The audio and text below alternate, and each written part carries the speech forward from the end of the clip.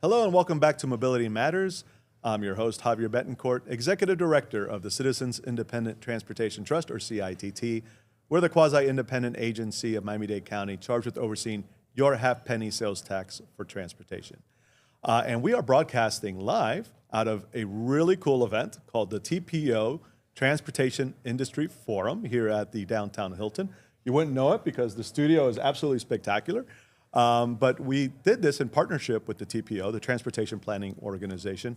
Always been a great partner to the CITT, and in particular, their executive director, Aileen Bouclé, who is on yet again. I think this might be your fourth appearance, right? I believe so. Yes, thank you. No, and so, once we get to 5 appearances, we're going to have to get you a jacket just like they do on Saturday Night Live, okay? So you're almost there. Okay, yes. You're going to be the Five Timers Club. We're going to do it. You and David Deck are neck right. to neck. But you know what? We're going to make sure it's you. Okay, awesome. I'm David can wait. excited. Thank you. So Aileen, tell us about this event. Why does the TPO put on this forum? Thank you for that, Javier. And I want to take a moment to really recognize you, Javier. Ay Dios. Thank you for your commitment to the industry and for doing this, because you are live at the Miami-Dade TPO Industry Forum. We're focused on transportation. Where are we going from here? What are our challenges and opportunities? And what you're doing is really allowing the broader audience of people that couldn't be here today to really understand what we're talking about and why we're doing this. And so today is dedicated to the entire industry. We have all levels of government, federal, state, and local. We have municipalities. We have all of our partner agencies, DTPW, FDOT, CITT. We have all the acronyms are here. Yeah, we have Brightline, we have Miami International Airport, we have the Port of Miami. We have every major transportation facility director, elected official here and engaged. We have private sector developers, we have real estate experts, we have planners, engineers, consultants.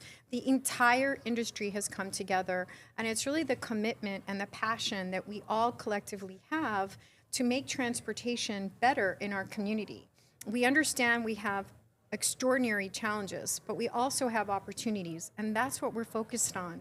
And right now, an amazing panel is going on inside on the other side, where we have our elected officials and our private sector developers and real estate experts.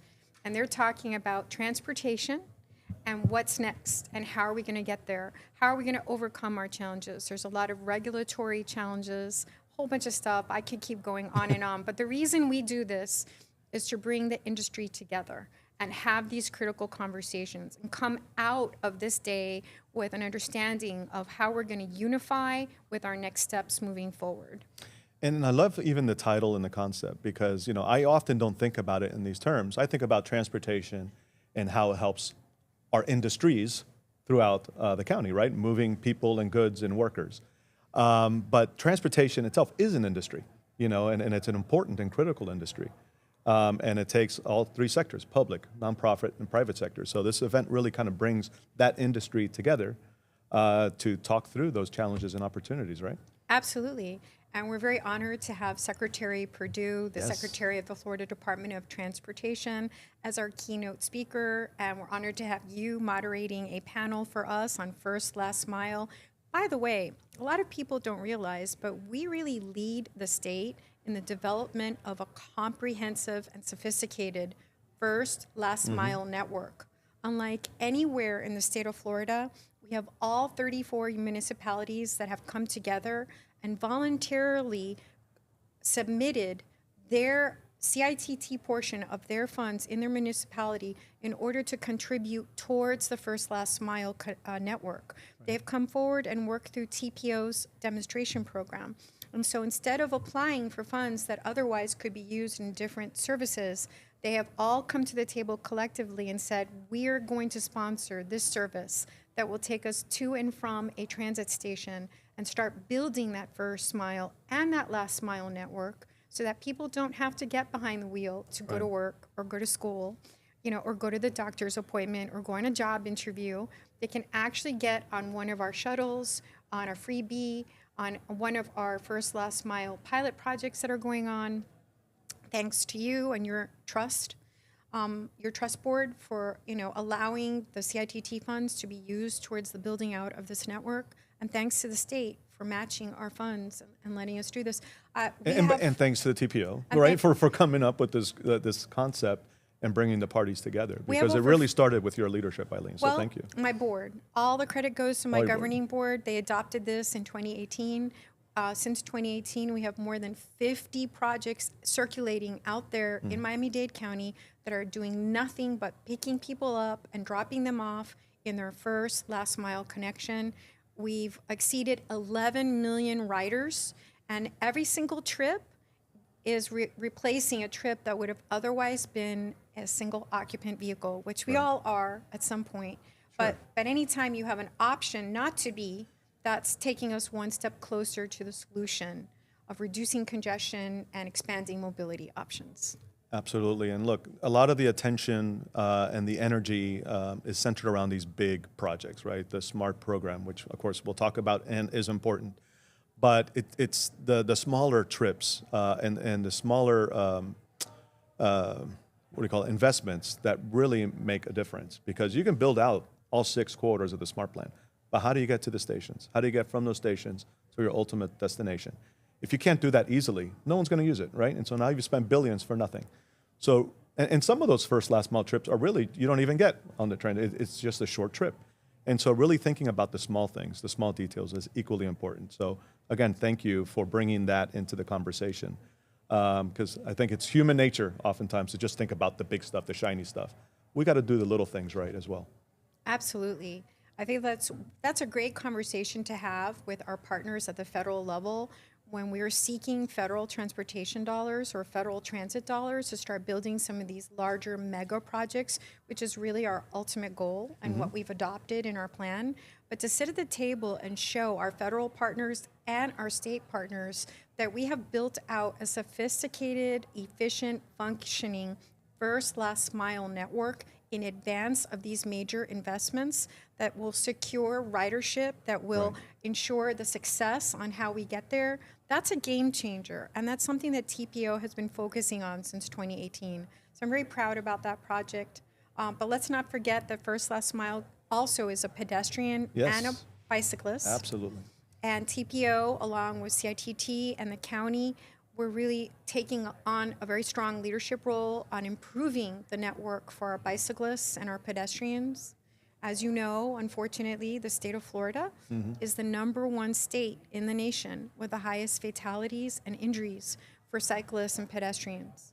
And that's not a list that we need to be on, and TPO is committed to getting us off that list by building out a safe network, dedicated, protected, separated network, so that our kids can safely ride their bikes and or walk to school in the mornings, and that we could do the same, adults going to the park, going to the parks near us, safe routes to parks, safe routes to schools, and also walking or cycling to work, even taking transit, being multimodal.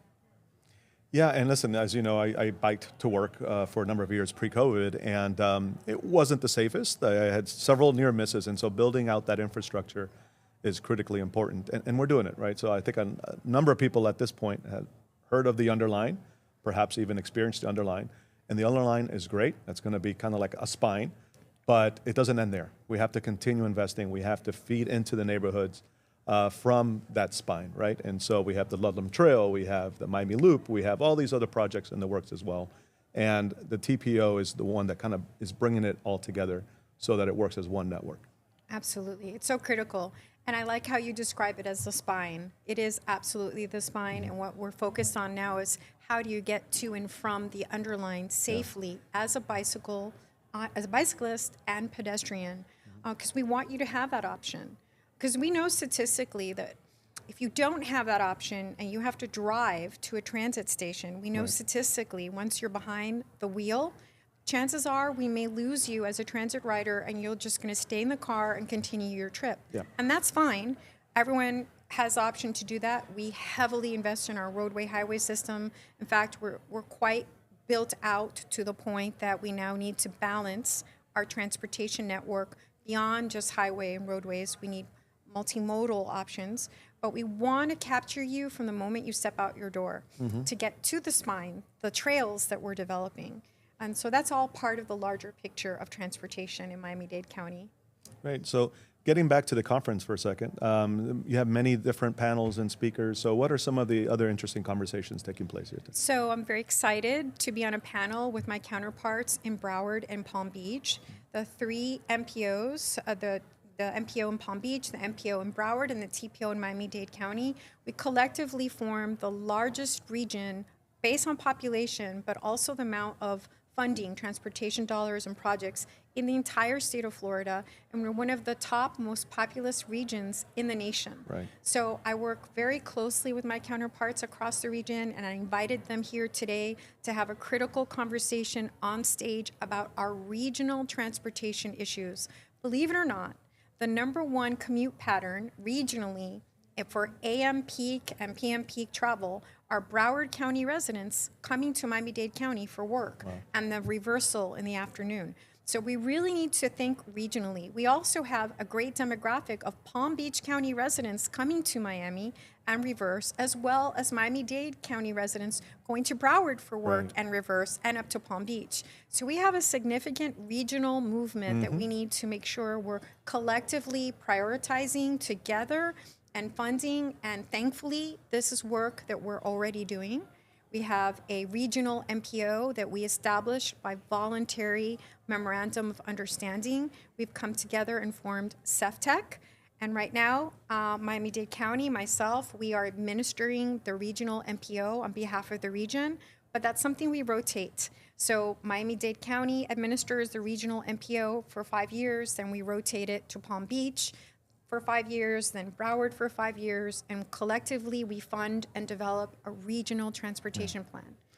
And we won't go too much more into that because later on in the program, we're going to have you, Yes. Valerie, and Greg on. I'm excited about to talk that. about all of that, right? Yes, So, it's such an important conversation. So we're not just here today just solely for Miami-Dade County.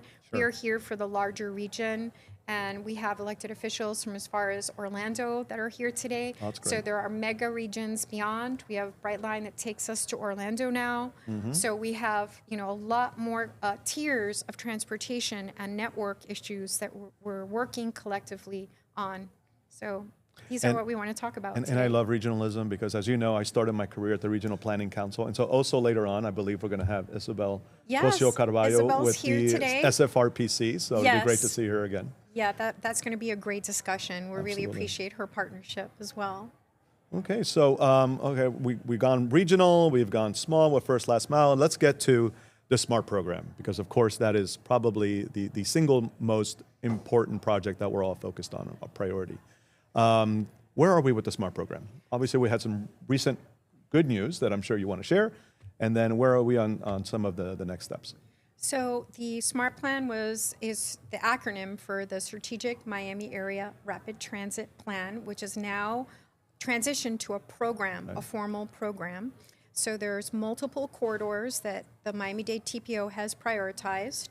We are moving forward as a program of projects based on successful models, not just across the U.S., but around the world. So we want to make sure that our pipeline of projects are full, that we're doing environmental clearance that may be required at the federal and state level, that we're doing all of the engineering in advance, concept development, engineering, and that we're accumulating and assembling our funds, not just from the federal and state level, but also on the private sector side, engaging in public-private partnerships. So all of this work is in advance before you see the first shovel on the ground. So we're actively involved in all of these phases of project development right now on multiple corridors. And the reason we're doing this is, again, we want a full pipeline of projects because we know that when the day comes, tomorrow, next year, whenever, when a specific flavor of funds become available at the federal or state level, we want to be ready to move. You have to be ready. So very competitive, right? So if we we're not wanna be ready, ready. we won't get it. We want to have our shelf full of projects that have gone and gotten approval at the planning and environmental phase. Whatever regulatory issues are ahead of us, whatever hurdles are ahead of us, we want to tackle that now. We want to be ready, and we want to have our partners at the table. That's why we do things like building out a first last mile network. Nobody asked us to do this, but we knew that this was an investment while we're going through this regulatory process. So we just opened the South Dade corridor. This is just an amazing project, South Dade Metro Express. Bus rapid transit, dedicated 20 miles, really gold standard, the only one of its kind in the nation, with rail armed guards coming up and down at the intersections for safety. This is a game changer. You know, when you say bus in South Florida, it kind of brings to your mind a certain connotation, bus stuck in a congested lane on traffic, traveling 5 miles an hour. That's not what the busway will be. The busway is now activated with reliable service, traveling at optimum speeds that are, you know, rail-like, transit-like, rapid transit-like services. So you get on at various points on the South Dade corridor along the 20 miles, and you're transported all the way to the South Dadeland Metro Station, where you get on the Metro Rail and you continue on your transit trip. And this is significantly reducing the travel time for our residents, primarily our residents, but also visitors. But our SMART plan is more for the commuters and residents of Miami-Dade County. We want them to have options. We want them to get there safely and quickly, and the South Dade corridor is a game changer. So we're very proud that that's been launched. We have the North Corridor, which is a top priority of the TPO, along Northwest 27th Avenue, which connects regionally, touching Broward County and crossing over that line. We have the Northeast Corridor along the eastern board, where we have existing rail options that we want to develop further. We have partnerships at the federal and state level. We have the East-West Corridor alignment. We have multiple plans that we're looking at. We have the Kendall Corridor, Flagler Corridor. We have multiple corridors we're advancing. But we also have roadway projects. We're looking at the Kendall Parkway for our residents all the way on the west. That's a top priority of the Miami-Dade TPO board and in our long-range plan. And we recently received appropriations at the state level to initiate the planning and environmental requirements. And we have a lot more going on. I was going to say, sounds like you have your hands full over there. Listen, I could take over for an hour. I could go on all day. As you can tell, there's a lot going on. I welcome everyone to step into this space and help advocate for the funding that we need in order to build, because as you know, our needs exceed our funding. Always. And so that's our biggest challenge. And that's why we have to prioritize and plan effectively, which is why the TPO is so critical. So, Aileen, we're out of time for this segment. I know you're coming back later with our regional partners, but I want to thank you for appearing as my guest. I want to thank you for allowing us to do this, for putting on this forum, and for everything you do. Thank you very much, Javier. Thank you for everything you do. And I should say, people don't know this, you're going to be celebrating 10 years at the TPO come January, right? So congratulations on the decade. Thank you very much, Javier. I appreciate you. Thank you. And folks, that's all the time we have here for this segment. I want to invite you to visit our website at miamidade.gov/CITT to learn all about the Citizens Independent Transportation Trust and what is happening with your half penny. So until then, folks, keep moving, Miami.